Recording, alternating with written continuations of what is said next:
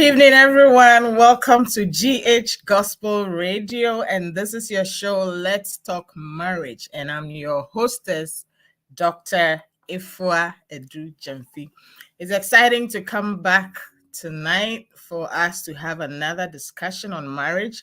And tonight we are talking about finances. Finances in marriage. How best to handle your finances so that your marriage will be better for it. And like I usually do, I'm going to read our verse for today about money to help us keep things in focus. The verse is from Deuteronomy chapter 8, verse 18, and I'm reading from the NIV.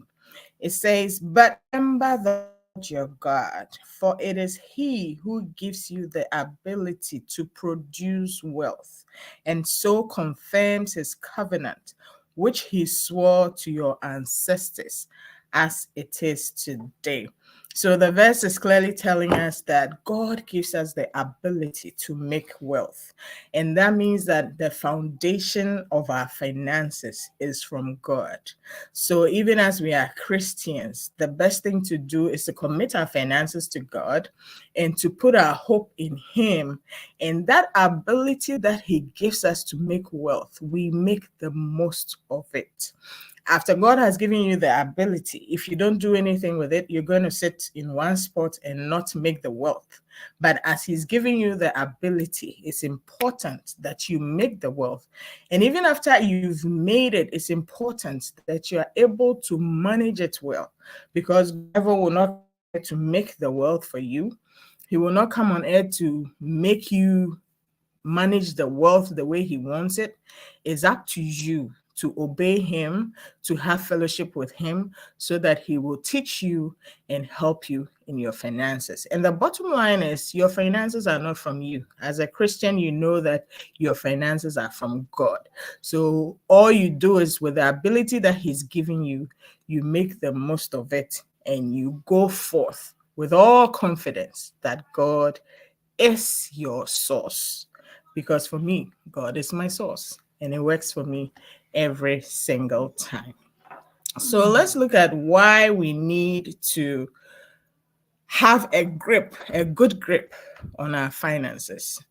First of all, we all have an idea of what kind of lifestyle that we want. You and your partner need to sit down and decide what kind of lifestyle that you want. Maybe you want to live in an apartment, or you want to live in a home. You want your kids to be able to go to private school. You want your kids to go to public school. Whatever your life dreams are. I know that a lot of people come into marriage having a clear picture of what kind of lifestyle that they want. So to be able to afford the lifestyle that you want, you need to be able to have the money to fund it. And sometimes the lifestyle that you will have will be dictated by how much money that you're making. So if you want a big lifestyle and you cannot afford it, you know from the jump that you cannot have this kind of lifestyle. You look at your pocket and you can decide, okay, with this income that I have, this is the kind of lifestyle that I am going to have. So in a way, your finances dictate what kind of life you are even able to afford. And the next thing is that most of us who have children, you want a better future for your children. You need to decide, do you want your kids to go to college? Are they going to go with loans, or you are going to fund it? If you are able to manage your finances correctly, or if you make that a goal from the beginning, you would know how to save towards college and how to save towards the future of your children. The other thing is to be able to give to charity. One thing that I do enjoy doing is to be able to give help whenever it is needed. It's very sad that people will come to you to ask for help, and you always be like, I spent all the money that I had, so I cannot offer you any help. That is really sad. So it's important that you manage your finances enough that you are able to have leftover to be able to give to charity. And you know, for Africans, charity is not somebody asking for a donation. It's the daily request from your friends and family. And sometimes it's not even a request, it's just like a gathering, a party, a wedding, a funeral that you have to give to support. If you don't manage your finances properly, you're not going to be able to afford doing any of these things. And you'll be seen as a very stingy person. You'll be seen as somebody who is not supportive or loving just because you don't have enough money. Money shows love a lot. A lot of people have love in their hearts, but people don't see it because they cannot afford to show it. So it's important to manage your finances so you can give when the need arises to charity. And the last one is for your retirement. A lot of times when you are in your 20s, you don't think that one day you'll be weak and tired and you retire from active labor. And even when you don't retire from active work, you yourself, you'll be at the point that you may not be earning much because you're too old to work that hard.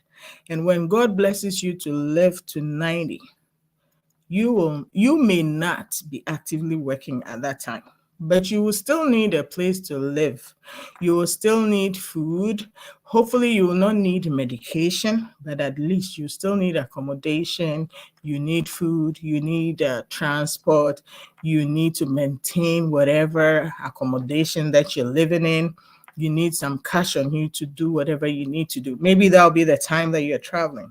So retirement, the time that you are not earning any money, is also important that you plan towards it right now so that by that time you be found and you'll not be found at the mercy of your relatives.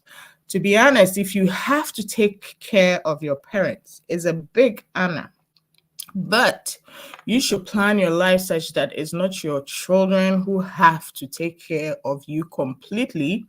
They may support you, but it's important that you are able to support yourself enough that you don't depend on them too much. Because remember, they also have children to support. And even if they don't have children, you don't know what kind of lifestyle they're going to live that may need most of their income. So it's important that as you plan for your children's future, you plan for your future as well. So having outlined the things that we need to plan for, how are we going to get there? So the first thing to do is that you need to consider what your income is or what your income to be. For many couples, both of them have a full-time job.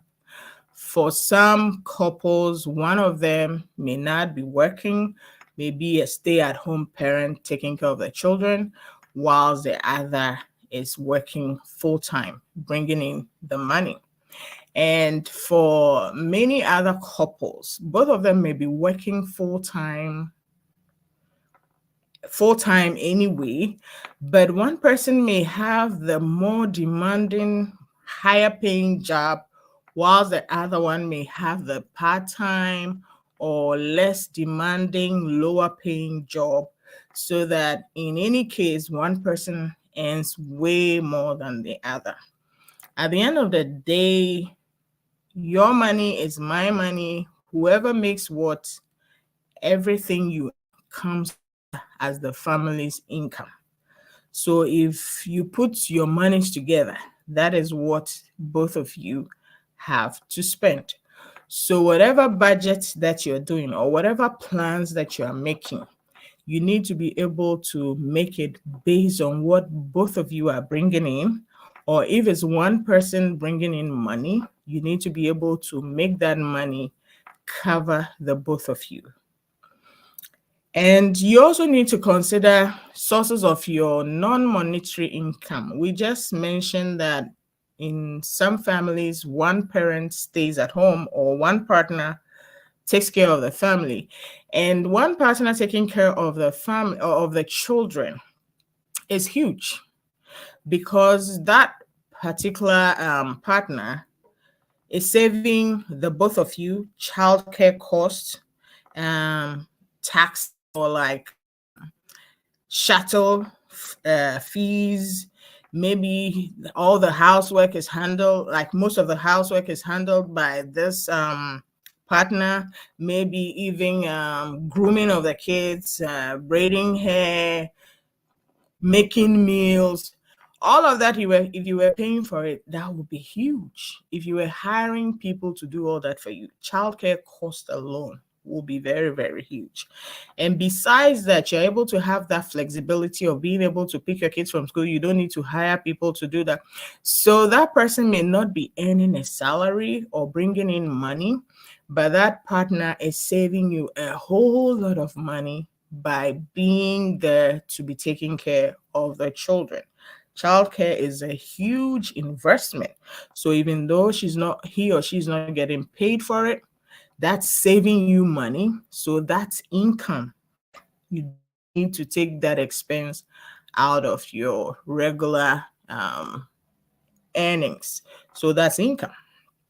And then you also need to consider the things that you would or would not do, because it's like whatever income that you have, how much you are spending will determine what is left at the end of the day for you to plan with. If you eat out a lot, if you travel a lot, if you give money to family members a lot, you need to consider that, because no matter how much you're earning, if you're spending a lot on the side, you may not be able to afford everything that you need for the family. So you need to be careful on that. The other one is also career advancement. If you want to advance in your career, maybe you want to go and do your master's, or maybe you change job, go do a professional course or take a course in the university to be able to change your career or be able to earn more. That is going to take money. You're going to pay tuition, and whatever loan that you take, you will have to pay it back. And that's also going to come out of your income. So you need to be able to calculate it and make sure that it is going to fit into your lifestyle. A lot of times people waste money, or people find themselves in trouble because they don't plan ahead, that this is how much I have, and therefore this is how much I can afford or cannot afford. There are a lot of things that are good for you, but you need to know where you are at in your life so that you'll be able to say that for this season, I'm not eating out. I'm cooking my own meals because I want to save money. Or for this season, I'm not traveling a lot. I would want to travel now, go on a vacation, but I'm not doing that because I'm saving for career advancement. I want to go to the university. I want to go take a professional course. You need to be able to, because it may take you more time to make up that money to achieve whatever it is you're planning for. So if you don't have it written down and agreed to and working on it, you'll be saying it for a long time, but it will not come to pass. Okay. So let's now look at how couples manage their money. We've already said how they are able to make their money, they're able to spend their money. But what is the normal practice? What are a lot of people doing right now? I do know that many couples do have a central account. Let's say one account, joint account, that both of them are able to deposit their earnings in. And then they do have a small account on the side where they put in a little bit of whatever they earn or something from the joint account that is personally theirs to do as they wish with. Some people will call it like pocket money or allowance for each of them.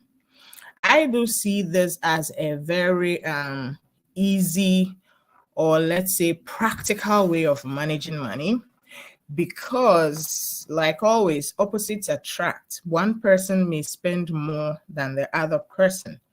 But if at the end of the month, you're able to take a fixed amount each, let's say based on the total income that both of you have, you're able to pick an amount, let's say $2, 2 cedis, whatever the amount may be. The man will take 200, the woman will take 200, and they'll put in their personal account. And that money in their personal account is for each of them to do as they please. Nobody's going to ask anybody questions about what they use their personal money for. And then all the rest of the money goes into the joint account or the family account. And then both of you are able to sit down and decide where your money is going and how you're going to spend the money. And a lot of times it's helpful for the one among the two of you, the one who is good at handling money should be the one in charge of the account. Both of you should have full access to the account. Both of you should be able to sit down and decide what projects you are embarking on or what you're doing with the money. And the one among you who is better at managing the money will take that responsibility of disbursing the money or making the payments, because some people are forgetful. When it's time to pay bills, they'll just pay it late, and then late fees accrue, and then you're wasting money on late fees. So you'd rather want the one who is more conscientious and like more on time and accurate to be the ones to be the one to be paying the bill, so that the bills get paid on time and you guys don't pay any late fees and stuff like that. And it's also important that they keep records of it so that every time they know how much you have and where it is going. And like we said earlier, you need to be able to decide what you want the money to be for. How much are you putting in your savings every month? How much are you spending on your mortgage or your rent? How much are you spending on your car note or gas? You need to be able to decide all this. And sometimes the accommodation that you go for, that's what's going to dictate how much you're paying every month.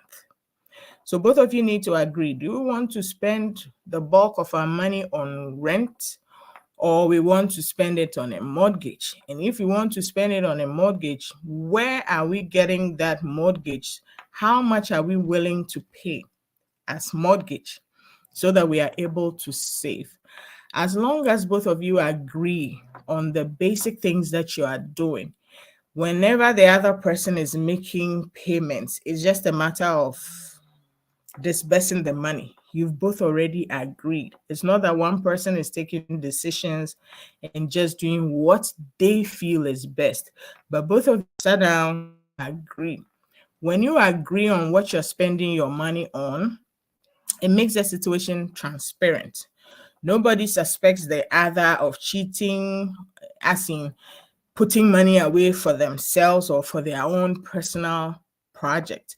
Both of you know where the money is going and you've agreed on it, because some people will not want to spend so much on rent or mortgage.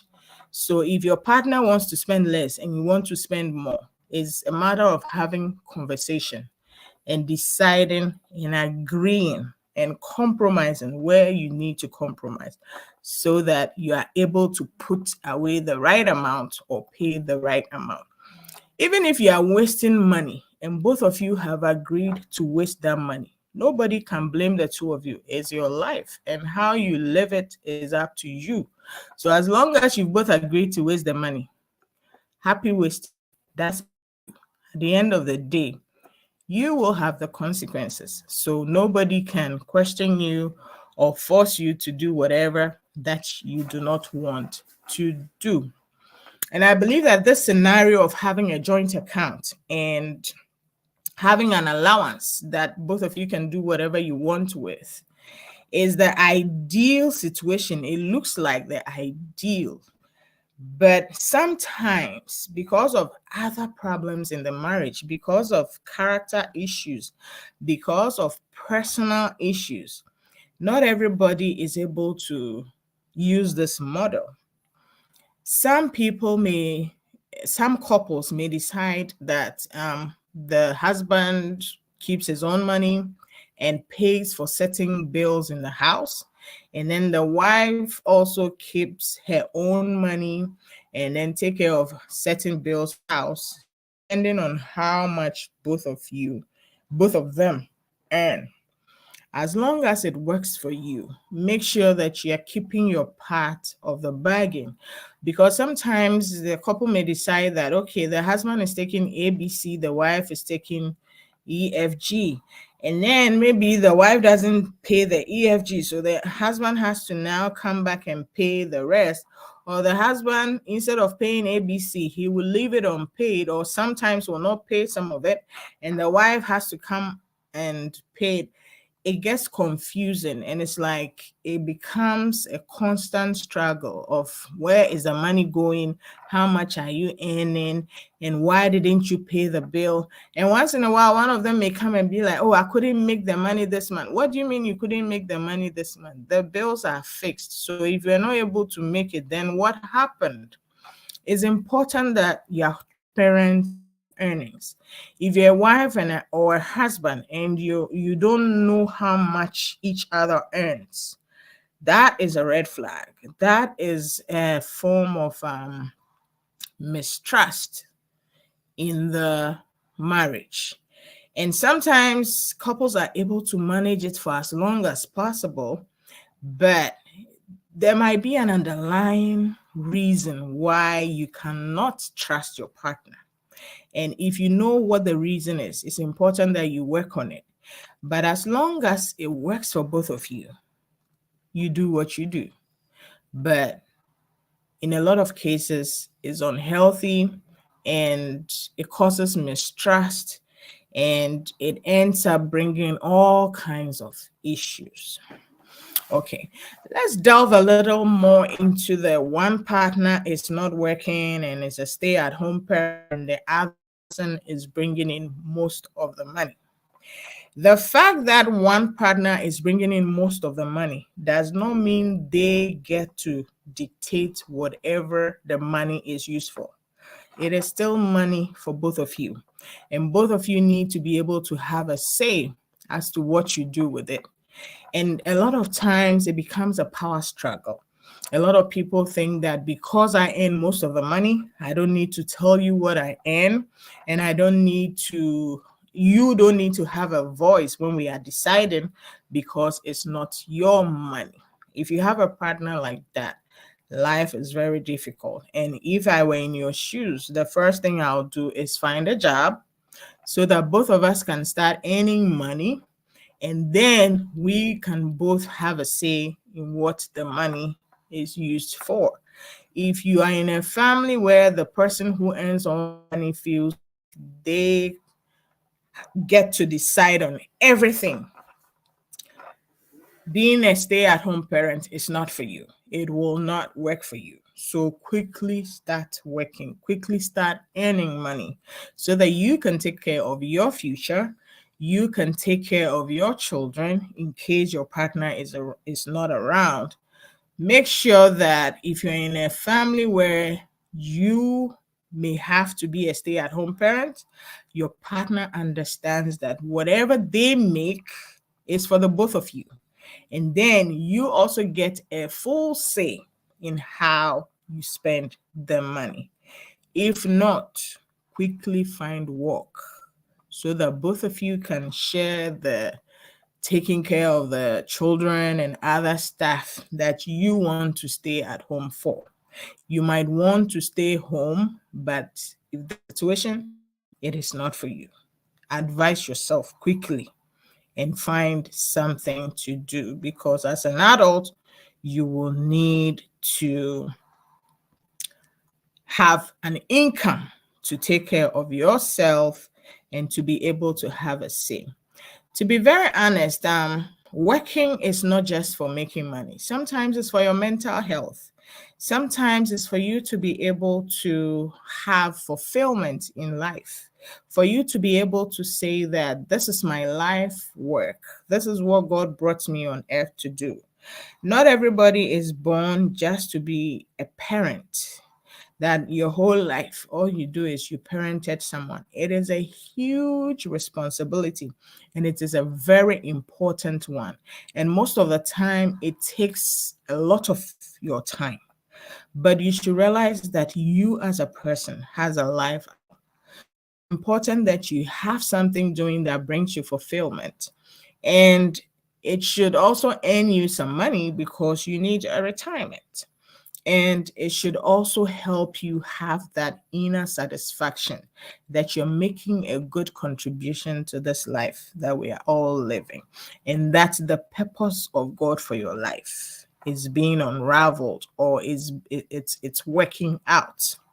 So work is not only to earn money, even though earning money is important and is a huge part of it. And whatever work you're doing, make sure you're getting paid for it. But even if you don't need the money and you need to work, it's important because it's good for your mental health and it's good for your own fulfillment. And you are on earth to fulfill a purpose and not just be somebody's parent. When your children grow and leave your home, you should still have a life. Your children are with you for the first 18, 25 years of their lives, and then they'll go on to live their own lives. So you should also have your life going so that when they are not around, you will be able to have a full life. You will also have things to do. You will not be too tired to start all over again. You would already have something going for you that will bring you fulfillment, that will help you build relationships, that will help you be able to exercise your mind and be productive. So it's important that even if you're a stay-at-home parent, you find something on the side to occupy you, to be able to give off of yourself to. It's important for your mental health. So we've talked about the fact that every family needs to find a method of managing their money that works for them. Now let's look at some of the things that causes problems with finances. We've already touched a little bit on some of it, but I just want us to put it together and make it more clearer. The first one is like secret assets or projects. We cannot mention this enough. There are a lot of couples who have secret projects on the side. They have this secret land somewhere. They have this secret house somewhere that the partner doesn't know about. They have this secret business ongoing with somebody that the partner doesn't know about. And things like this, it's just a reflection of the mistrust that is going on in the marriage. It's very important. In fact, it's fraudulent that you have property, you have businesses, you have money, you have projects with your friends that your partner doesn't know about. That is financial cheating right there. You're cheating your family out of your income. They need to know about it and everything that you're earning as a married person. Both of you have a stake in it. So when you're hiding it, you are trying to hide what you're earning so that you don't have to share. That's fraudulent. And as a true Christian, you don't need to be doing that. And sometimes these things blow up out of nowhere and it affects the marriage. The marriage can even end up in divorce because of some of these financial issues, secret projects, secret businesses. If you're not able to talk to your partner about what you're doing, then you should know that there are some issues that you need to fix.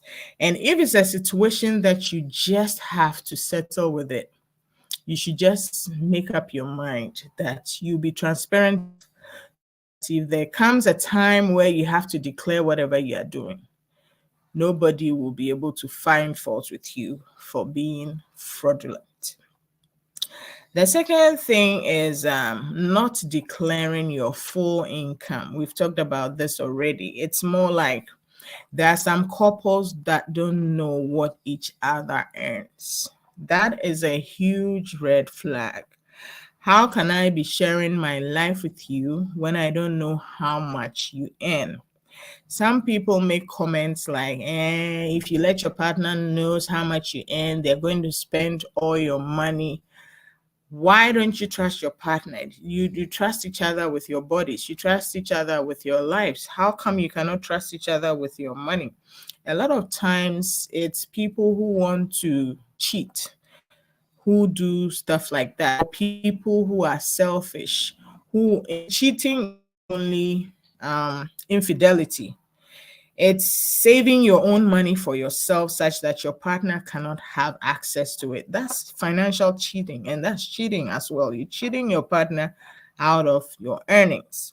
It's important that your partner knows how much you earn and be able to take decisions with you fully. Another huge red flag is secret spending. You know, people don't want to declare their income because they don't want you to know when they spend. If you know how much they are earning, you ask questions when the money doesn't add up, right? Sometimes it's because they want to spend on side chicks or they want to cheat so that when they are buying that car for that girlfriend or boyfriend, you wouldn't know. Sometimes to call partner, take all the family's money and give it as a loan to a friend. I don't know how that works, but that is betrayal of the highest order. If you are taking money from the joint account to give to a friend, your partner needs to know about it, because in your mind, you are only lending the money and the person will bring it back. You don't know tomorrow. What if something happens and the money is lost? And then you try to find stories to tell your partner. That is so unfair. Your partner is thinking, we have this amount of money saved that we can use for our project. And then all of a sudden, you have lent this money to your friend. The money never came back, and he or she has to suffer the consequences with you. This is absolutely unfair.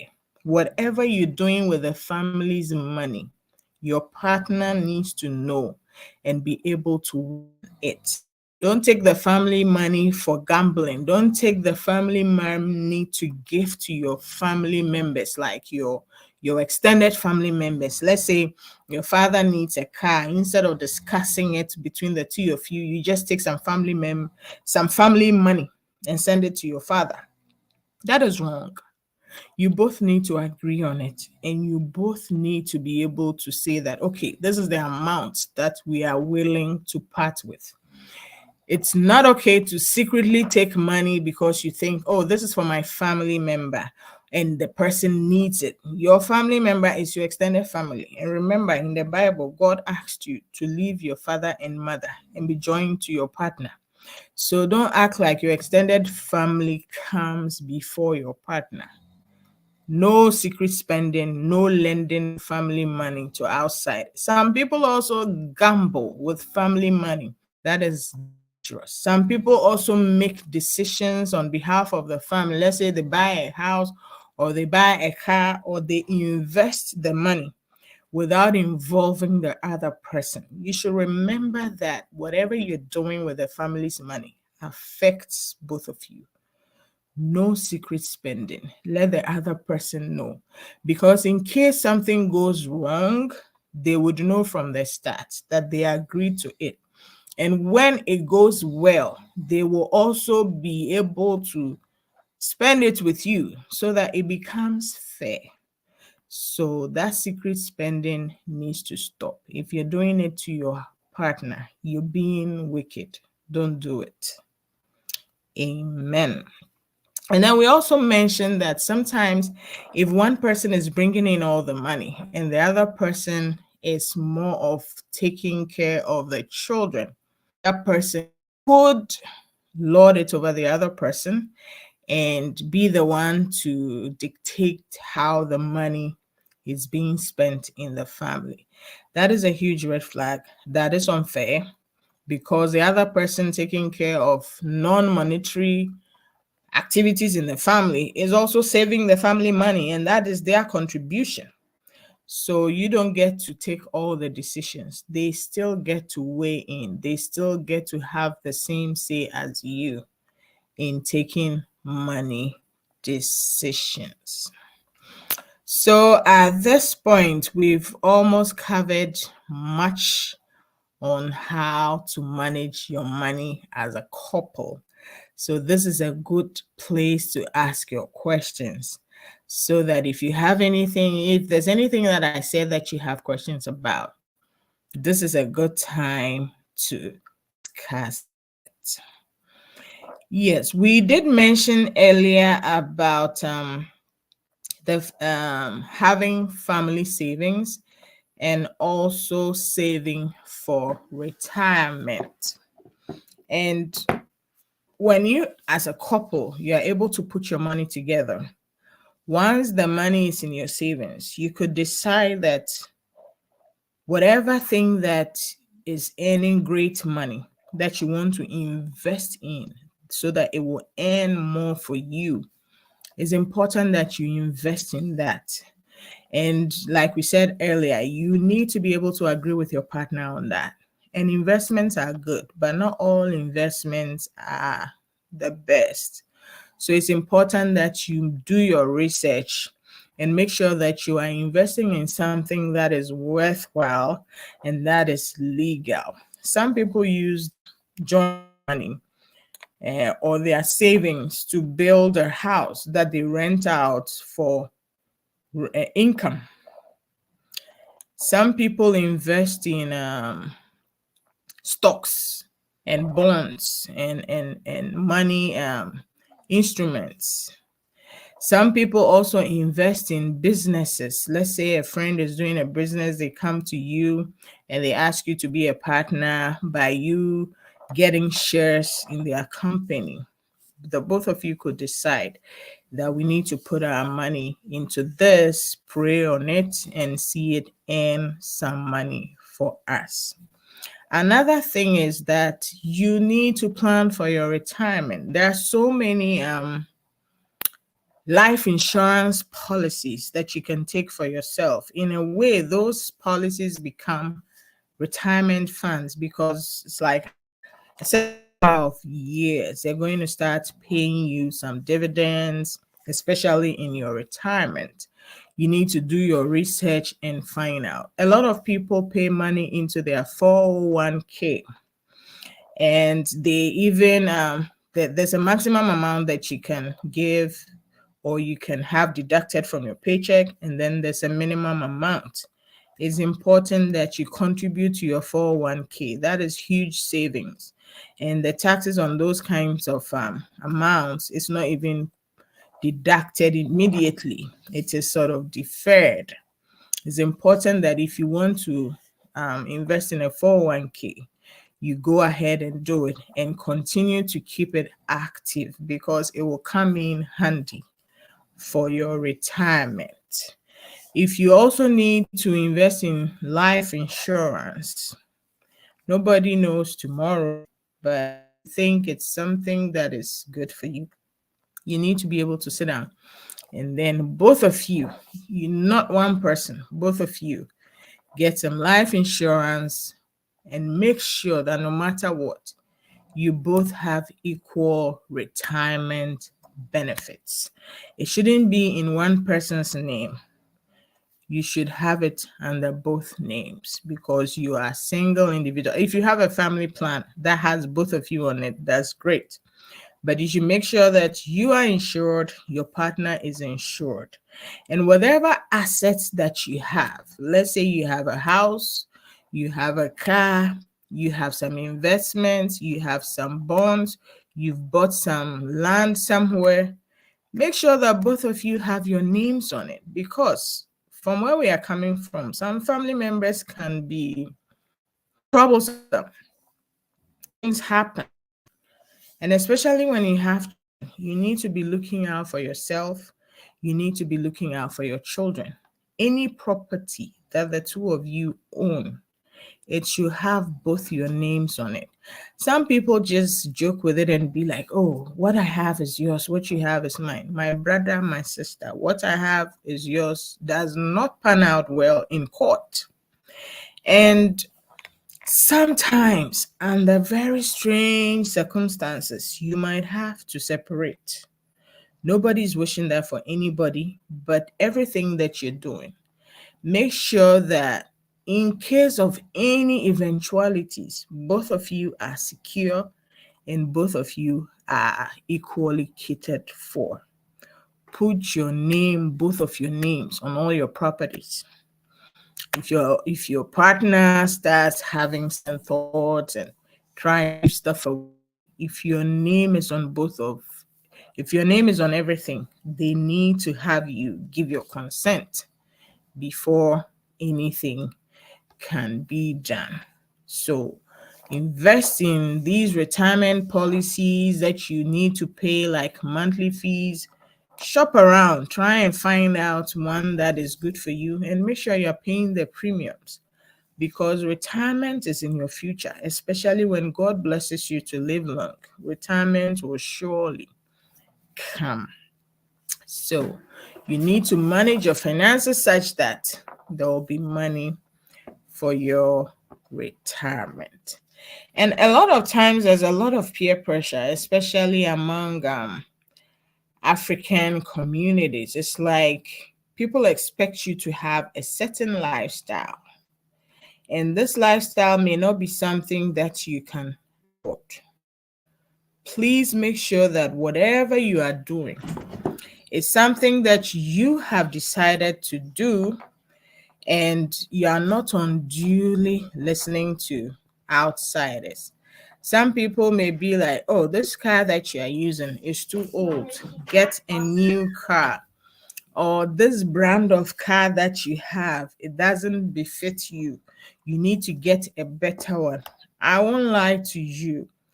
A lot of times the people around you, when they say things like that, it affects you, and it affects the way they treat you. Sometimes you lose a lot of respect if you're driving some old rundown car. But what you need to remember is that in this life, you are not there to please anybody. And if you are making expenses, you are the one going to be responsible for it. So make those expenses that pocket. It's part of being an adult to be able to be content with what you have. Being rich is great. Being wealthy is good. But depend on God to make that money. And after you made it, spend it wisely. Don't go letting anybody give you pressure. If you cannot afford it, you cannot afford it. Be bold enough to say that I cannot afford this, or I choose not to spend on this because my budget does not accommodate it.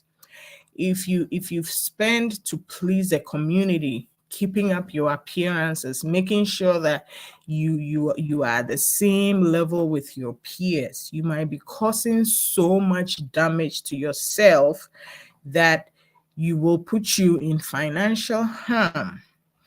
And one other important thing to talk about too is credit. In America, a lot of the stuff that you get, it's on credit. Very few people pay for their houses upfront. Very few people pay for their cars upfront. Like, to get a decent car, it's difficult to pay for it upfront. Some people do. I know a lot of people who do. But a lot of times people heavily rely on credit card. The reason why the credit card companies are chasing you, begging you to get credit and giving you perks to get credit cards is because when you're holding that credit card, you are lured to think that it's your money. When you see 10,000 on that credit card, when you see 5,000 on that credit card, when you see 2,000 on that credit card, you think it's money that you've earned. No, that's money they're willing to lend to you at an interest. And it is not healthy to be carrying balances on your credit card month after month. Trust me. I have paid interest upon interest upon interest. You see, with your first credit card, I think most people mess up with their first credit card. By the time you're aware, all the money is gone and you're making payments and your credit card is maxed out. But as you mature, you realize that if you are carrying balances on your credit card, you are doing yourself a disservice. Every time you get a monthly statement, check out how much you are paying in interest every single month. And sometimes it's summertime, the kids want to go on vacation. You've seen something you like, your favorite store is making a having a sale, you just swipe back and forth and you keep spending 100 here, 200 here, 50 here, 300 there. By the time you are aware, your credit card is maxed out. And you are paying interest on this amount every single month. If you have 2,000 on your account and you're paying, let's say, $70 a month in interest, only a small in credit card bills, only a small amount of that money is going towards paying off the credit card. Much of that money is interest. So if you're not careful, you can have 2,000 on your 2,000 balance on your credit card for years. That 2,000 will take you about 10 years to pay, or let's say 7 years to pay, if you're only paying the minimum payments. The best way to use a credit card is get the credit to boost your credit score. But if you must use the credit card, use it for something that you already have the money for, so that right after you've used it, before the month ends, you've paid it off and there is zero balance on your credit card. Because if you carry a big balance on your credit cards, you're going to have to pay interest, and that is money down the drain. Try to live within your means so that you don't fall on credit cards, because it's so easy to rack up credit card bills that you cannot pay. And the truth is that you keep paying and paying and paying, but you're only servicing the interest. In fact, if you must use credit, use it for something that you can invest. Let's say you have a project that is going to earn you money. You have a business that is earning you money. And when you use credit for business, it's not like the money is down the drain, even though they are still going to charge you interest. After a while, hopefully, by the grace of God, your business will start making big money and you'll be able to pay all of that off. Credit is good and it's necessary sometimes, but not for everyday items. Buying a purse, I'm guilty. Buying food, going on vacation, those are not good things to use your credit for. If you must use credit, use it for investment, so that when the interest comes from the business or the investment, you can use that to pay on the credit card. But what do I know?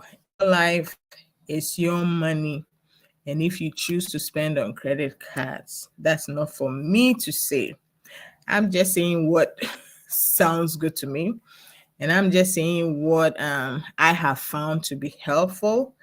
But I'm in no way an authority. You are the most important person in your financial matters. So you handle it the best way that is good for you. So once again, credit is good. Build up your credit, but don't keep balances on your credit cards from everyday items like groceries and purchases and stuff like that. That is a waste of money. You're going to pay interest every month. And to be honest with you, sometimes you might have constraints. Let's say the funeral came up, maybe a new project came up that you have to do. Let's say your car broke down, you need to have it fixed. You needed the money for it, you used your credit. That's understandable. Try to pay it off as much as possible, as soon as possible. And also, when you invest in something like a mortgage, you're buying a house on credit. That's what it is. But the good thing is that with something like a mortgage, as you pay the monthly mortgage, your property increases in value. So let's say you bought the house at, say, 500,000, and you've lived in it for like 4 years. In 4 years, the price of the house increased drastically depending on how the housing market is going. So that right there is good investment. You'll be shocked that a house that you bought for 500,000 could be up to like 800,000 in 4 years, or could be up to like 1 million in 4 years. Imagine that you sold the house.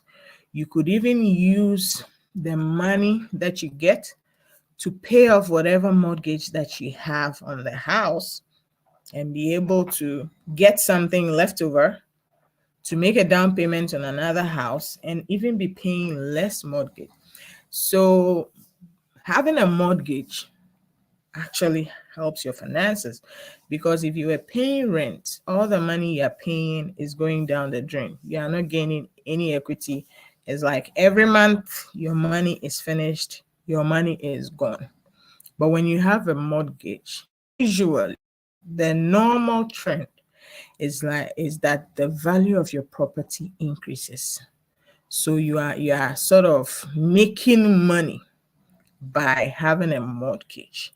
The downside is that if you default on your mortgage payment, you could have that house taken away from you. You could have that house repossessed. But by the grace of God, that is not our portion. That is why you need to get something that you're able to pay for. But life happens. We just make the decisions that is best in the moment. And when we are done making those decisions, we know that our source is God, and that we need to make prudent decisions because God has already given us that ability to make the wealth. So I hope tonight you've been able to learn a thing or two. And if you have any questions and you're watching this video at a later time, you can just type the questions under the videos. I will come back, have a look at it, and then maybe we can even use those questions in another segment to come and discuss something different. And before I go away tonight, next week we are talking about temperament. We are going to talk about temperament. Everybody has a main temperament. So we're going to explore that and be able to find how it affects marriage and how to be able to manage it such that it rather helps the marriage and not work against marriage. So today, hopefully you've learned a lot, or it's like you've been able to refresh your mind about finances. And if you have any information about investments or about retirement or about some college funding that is useful, you can just type it under the comments. We will look it up, and I'm sure anybody else looking at the video, watching the video actually, will also be able to relate with it. I'd like to thank you for always following and always joining and watching these videos. We will appreciate your feedback. If you have any feedback, just go to the GH Gospel Radio page, leave a comment. We will take it up and then we will be able to answer. Robert, how are you doing? Thank you for joining us. I know our broadcast is almost over, but thank you for joining. And I know that later on you can listen from the beginning and then you can type any questions that you may have. We will pick it up and then be able to answer it in another episode. And next week we are talking about temperaments. Don't forget, the time is 6 p.m. Central Time. And we hope that you will join us. If you have any questions during the week, you can type it down, you can write it down, and then bring it, or like we will see it, and then we will try to answer it during our segment. So see you next week, 6 p.m. Central Time, next Sunday, 6 p.m. Central Time. We will be talking about temperaments. So until then, God bless you richly. And don't forget that it takes a good Christian to have a good Christian marriage. God bless you and God bless your marriage. See you again next week. Have a wonderful and blessed week. Bye-bye.